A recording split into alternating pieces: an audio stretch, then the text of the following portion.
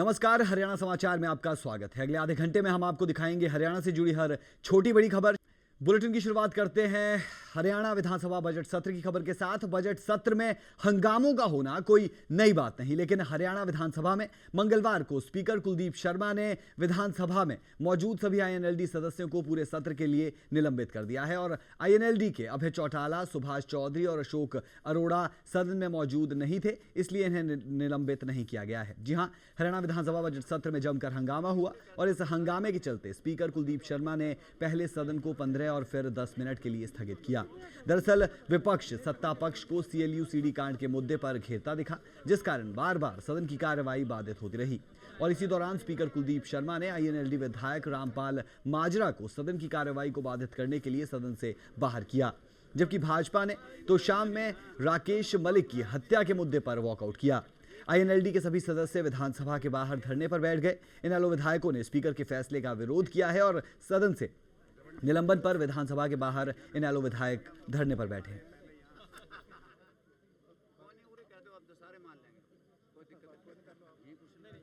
कहीं पर भी लोक आयुक्त एक्ट में रिव्यू पिटीशन का कई प्रावधान नहीं था और हरियाणा सरकार उसमें पार्टी भी नहीं थी, लेकिन खाली एक कल्प्रिट को बचाने के लिए सरकार रिव्यू पिटीशन में चली गई और रिव्यू पिटीशन को भी लोक आयुक्त ने डिसमिस कर दिया। काफ़ी दिन हो गए, लेकिन आज तक ना तो एफआईआर दर्ज की गई है और ना रामकिशन फौजी का त्याग पत्र लिया गया सीपीएस के पद से। तो उसके ऊपर हमने कॉलिंग अटेंशन मोशन दिया हुआ था, लेकिन सरकार ने उसको डिसअलाउ कर दिया। उसके विरोध में आज हमने सदन से वॉकआउट किया। जब काम रोको प्रस्ताव दिया तो स्पीकर ने सबसे पहले उसके ऊपर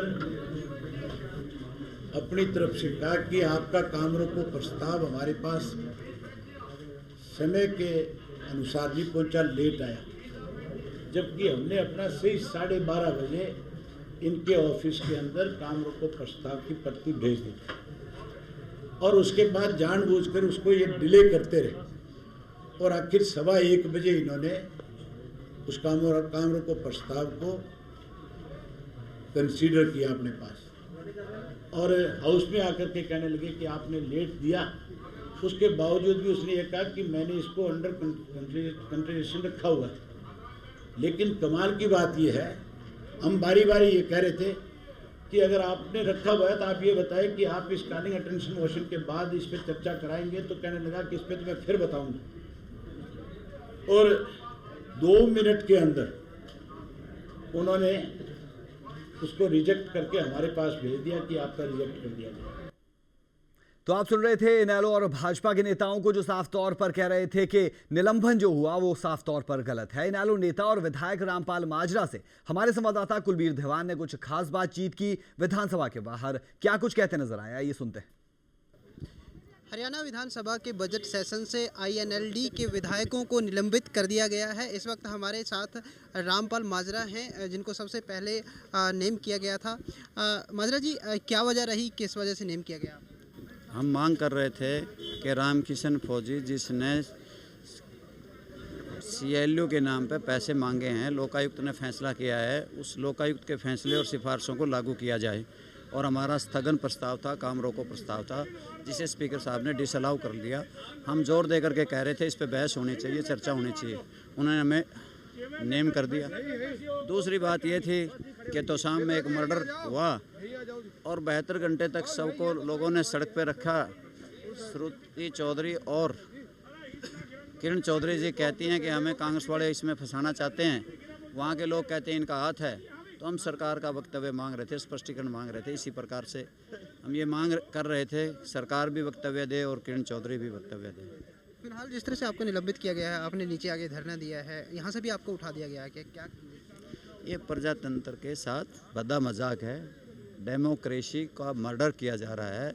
हरियाणा की सरकार तानाशाहों की सरकार है और भ्रष्ट लुटेरों का एक झुंड है और जनता ने इनको मन बना लिया है, चलता कर देंगे। आगे इनको कोई पूछने वाला नहीं होगा। स्पीकर साहब की वो गत होगी जो कहीं किसी की ना हो। गन्नौर के लोग बढ़ने नहीं देंगे और कहीं जाएगा तो वहाँ फिर हम पहुँच जाएंगे। वहाँ उसको कोई वोट देने वाला नहीं, दोबारा से हरियाणा विधानसभा का मुंह नहीं देख पाए। फिलहाल आपको निलंबित कर दिया गया है, लेकिन कौन कौन से इंपॉर्टेंट मुद्दे थे जिन पर आप डिस्कशन करना चाहते हैं? इतने मुद्दे थे कि बिजली के, पानी के, सड़कों के, कानून व्यवस्था का, भ्रष्टाचार का, अनेकों मुद्दे, स्वास्थ्य सेवाओं, शिक्षा और चिकित्सा का, सारे विधायक बहुत तैयारी करके आए थे। आज बड़े दुखी मन से कहना पड़ता है कि हमें जनता की आवाज़ को यहाँ उठाने नहीं दिया। रणनीति क्या रहेगी आगे? आगे की रणनीति तो सरकार पर निर्भर करेगी। अगर हमें वो बुला करके बहस में हिस्सा लेने के लिए बुलाएंगे तो हम जाएंगे, अगर वो नहीं बुलाएंगे तो यहाँ बैठ करके हम सदन चलाएंगे। तो ये इनेलो के विधायक हैं जो बता रहे हैं कि उनको निलंबित करना दुर्भाग्यपूर्ण है और ये लोकतंत्र के नाम पर मजाक किया जा रहा है। कैमरामैन श्रवण कुमार के साथ कुलवीर दीवान, डे नाइट न्यूज़, चंडीगढ़। ये निलंबन नहीं, प्रजातंत्र के साथ मजाक है, ये इनेलो नेता और विधायक रामपाल माजरा कहते दिखे। इस खबर पर ज्यादा जानकारी के लिए बात करते हैं हमारे संवाददाता कुलवीर देवान से। कुलवीर, जानना चाहेंगे आपसे कि आज विधानसभा बजट सत्र था, लेकिन हंगामे के बीच INLD के सदस्यों का निलंबन किया गया, क्या कहेंगे?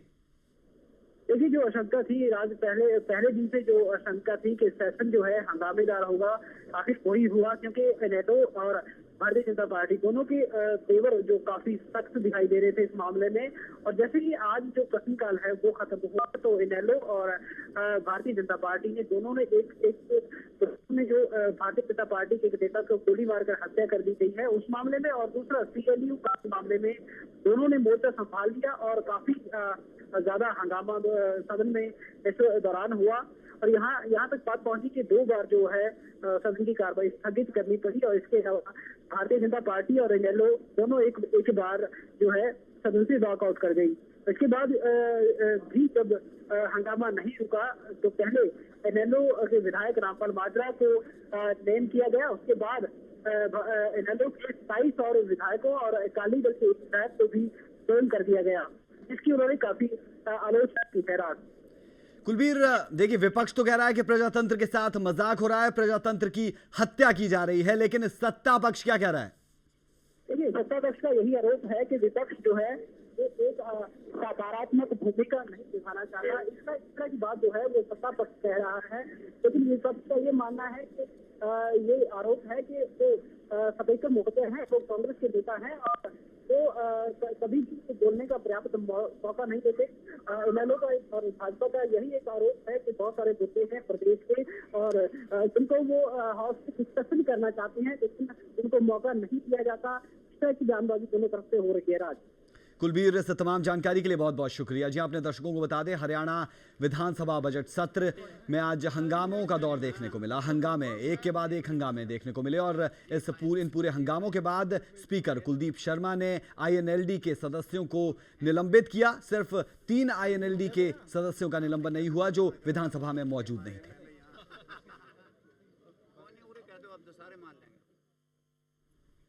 इनेलो के कांग्रेसी नेताओं के खिलाफ जारी CD मामले में लोकायुक्त प्रीतम पाल ने सुनवाई बुधवार तक के लिए टाल दी है। जी हां, गौरतलब है कि इनेलो के कालका से विधायक प्रदीप चौधरी ने लोकायुक्त को 4 CD अपनी शिकायत के साथ सौंपी थी। ये CD कांग्रेस नेता संपत सिंह के बेटे गौरव संपत, जलेब खां के बेटे साजिद खान, संजय छोकर और नरेश शेरवाल की थी।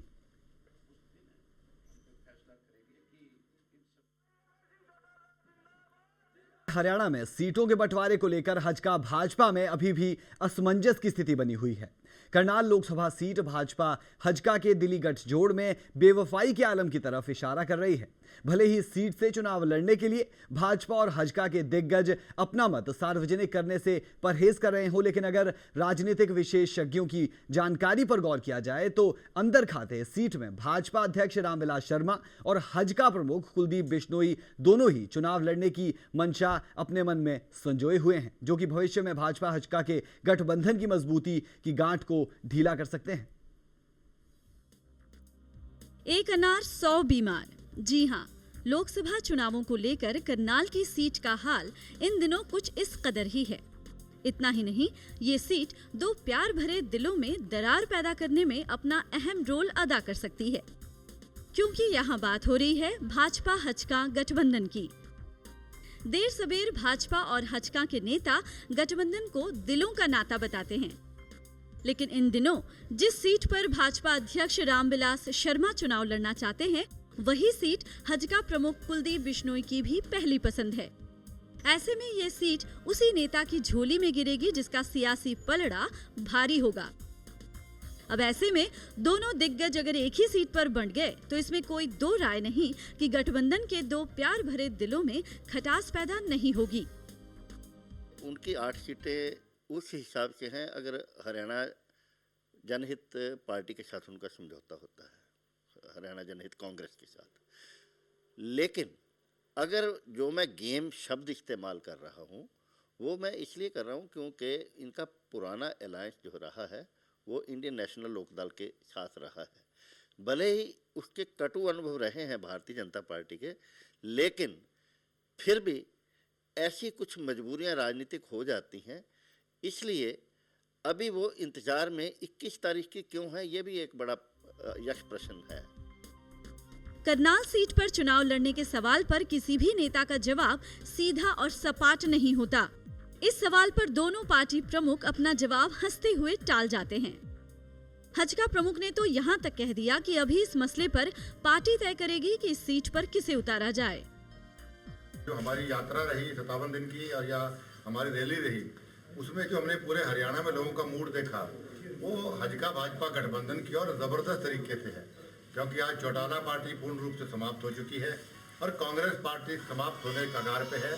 केंद्र लेवल पे भारतीय जनता पार्टी खत्म करेगी और हरियाणा में हजका भाजपा मिलके कांग्रेस पार्टी का सफाया करेगा और बहुत लंबे समय तक केंद्र में और स्टेट के अंदर हमारी गठबंधन की और एनडीए की सरकार रहेगी, बीजेपी लेकर। करनाल की सीट के बंटवारे की स्थिति इन दिनों चीनी खरबूजे के बंटवारे की तरह बनी हुई है। बेजोड़ गठबंधन का दावा करने वाली पार्टियों के सामने ये सीट इस कदर दीवार बनी हुई है जिससे फांदने की पहल न तो भाजपा कर रही है और न ही हजका, क्योंकि यह दोनों को गठबंधन के कमजोर होने का एहसास है। ऐसे में कहीं ऐसा न हो कि दो के झगड़े में कोई तीसरा ही लाभ उठा ले जाए। चंडीगढ़ से मनोज राठी और विचित्र शर्मा के साथ Vaishali Chaudhary, day night news. Haryana में बीजेपी और हजका करनाल सीट को लेकर दावेदारी ठोक रही है, लेकिन अंबाला से पूर्व सांसद रतन लाल कटारिया ने साफ किया है कि करनाल सीट काफी लंबे समय से बीजेपी की रही है और इस पर बीजेपी उम्मीदवार ही चुनाव लड़ेगा। करनाल भारतीय जनता पार्टी ने 1962 में जीती। राजा भाई तू लेट हो गया इस बार थोड़ा, इसलिए हमारा फर्स्ट में गया ही था और तू भी लेट था। किसी भी कीमत पर करनाल छोड़ना नहीं चाहता।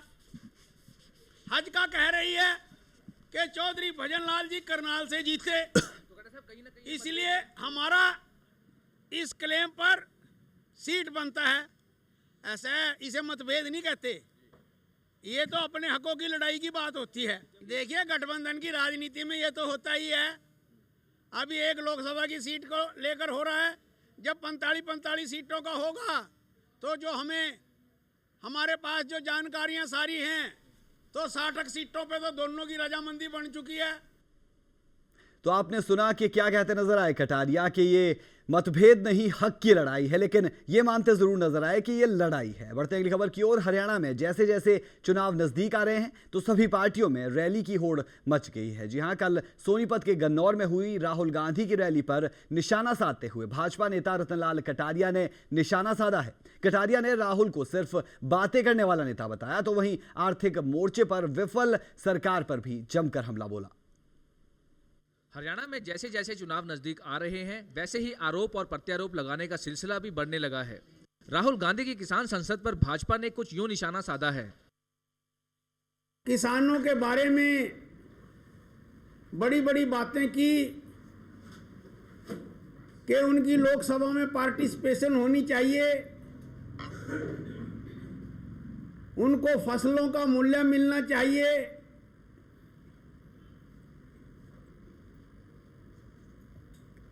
लेकिन मैं पूछना चाहता हूं राहुल गांधी जी से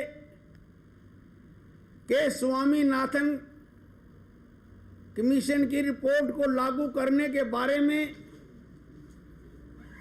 एक शब्द भी उन्होंने क्यों नहीं बोला। भाजपा नेता रतनलाल कटारिया ने सोनिया गांधी को भी निशाने पर लिया और कहा, उनके अनुसार केंद्र सरकार की गलत नीतियों को लोग समझ चुके हैं, जिसका जवाब चुनावों में जनता दे देगी। श्रीमती सोनिया गांधी और पी चिदम्बरम ने फर्टिलाइजर पर सब्सिडी, एलपीजी पर सब्सिडी, पेट्रोल और डीजल पर subsidy, one rank one pension की घोषणा, इन सब की घोषणा करके वाहवाही तो लूट ली, लेकिन वेयर इज द मनी? चुनावों के मद्देनजर भाजपा भले ही कांग्रेस और आप पर सीधा निशाना साध रही है, लेकिन इसका फायदा चुनावों में कितना हो पाएगा ये कहना मुश्किल है। पंचकुला से कैमरामैन विनय कुमार के साथ Manoj Rathi, day and night news. रैलियों का दौर है और ऐसे में रैलियों पर सियासत होना कोई नई बात नहीं। खबर सिरसा से। सिरसा में पिछले कुछ दिनों से हरियाणा के सिख धरने पर बैठे हैं। दरअसल हरियाणा के ये सिख हरियाणा में अलग अलग गुरुद्वारा प्रबंधक कमेटी के गठन की मांग कर रहे हैं, लेकिन सरकार की ओर से किसी तरह की कोई बात नहीं की गई। वहीं आमरण अनशन पर बैठे जर्नैल सिंह का कहना है कि पिछले 5 दिनों से उसका 5 किलो वजन कम हो चुका है, लेकिन कोई डॉक्टर उसकी सुध लेने नहीं पहुंचा है। उन्होंने कहा कि मांग पूरी होने तक वो आमरण अनशन जारी रखेंगे। ये सिख हरियाणा के कांग्रेस प्रदेशाध्यक्ष अशोक तंवर के घर के बाहर कई दिनों से धरने पर बैठे हैं।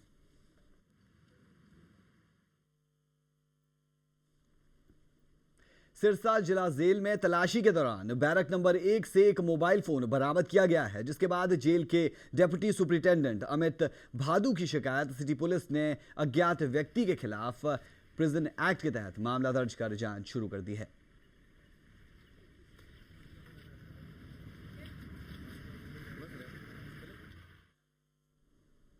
खबर करनाल से। करनाल के नारी निकेतन से फरार लड़की को पुलिस ने पकड़ लिया है। जी हां, इस लड़की को पकड़कर वापस नारी निकेतन भेज दिया गया है। गौरतलब है कि नारी निकेतन से 2 लड़कियों को मेडिकल जांच के लिए सरकारी अस्पताल ले जाया गया था, लेकिन मौका देखकर एक लड़की वहां से फरार हो गई, जिसके बाद नारी निकेतन की कर्मचारियों ने इसकी सूचना पुलिस को दी। घटना की जानकारी मिलते ही पुलिस ने चंद घंटों के अंदर ही उसे पकड़ लिया।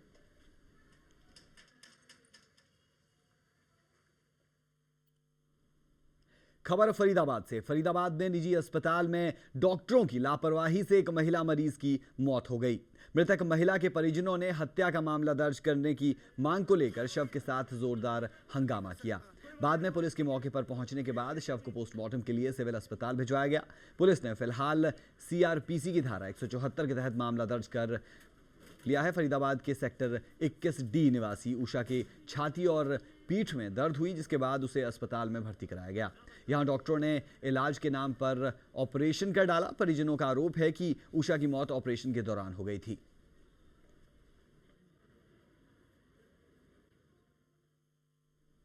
खबर जींद से। जींद के नरवाना में स्कॉडा कार और ट्रॉले में जबरदस्त टक्कर में हिसार के 4 व्यापारियों की मौके पर ही मौत हो गई। ये सभी व्यापारी नरवाना में शादी के समारोह में शिरकत करने वापस जा रहे थे। टक्कर इतनी जबरदस्त थी कि कार को काटकर शवों को बाहर निकालना पड़ा। जी हां, ट्राला चालक मौके पर वाहन छोड़कर फरार हो गया।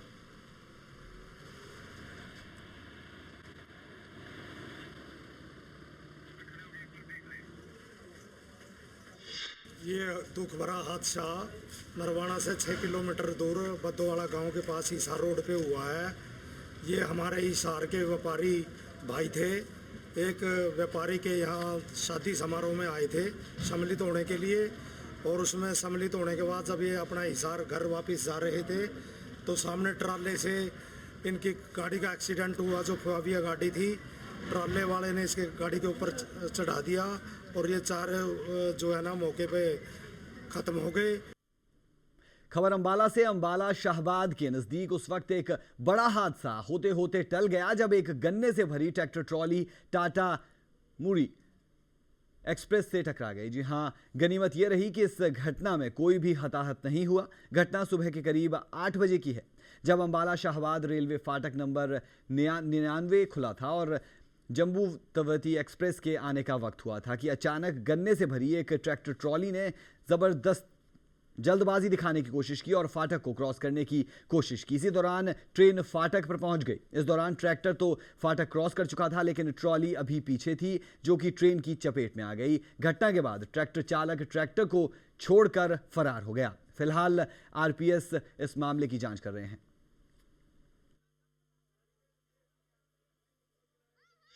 जब गाड़ी आई ये बीच में थी आगे की ट्रैक्टर और पीछे से आधी ट्रैक्टर आगे निकल गया था, पीछे से ट्राली को लगा, ट्राली साइड हो गई, ट्रैक्टर वाला भाग गया और जब ये जो फाटक था वो खुला था।